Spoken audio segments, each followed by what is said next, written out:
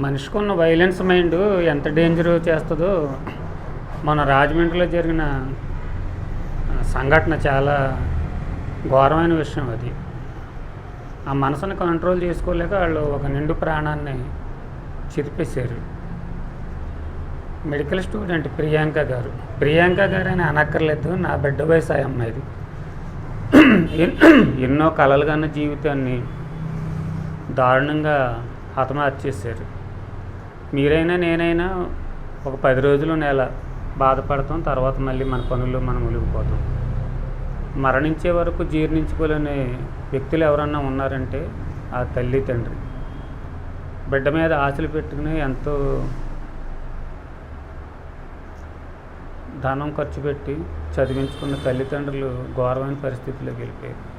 ప్రభుత్వాలు సాయం చేసిన ఆ మానసిక వేదనని ఎవరో దూరం చేయలేం.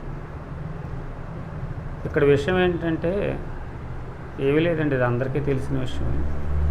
ఆ అమ్మాయి చనిపోయింది.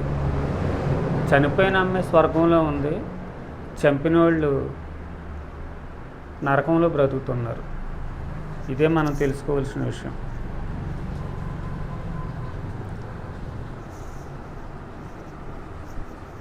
నిజంగా చాలా రోజులు అయిన తర్వాత ఆయన బాధ కలిగింది. ఆ పాప గుర్తొచ్చారు ఇందాక వీడియో చూస్తుంటే ఫోన్లో.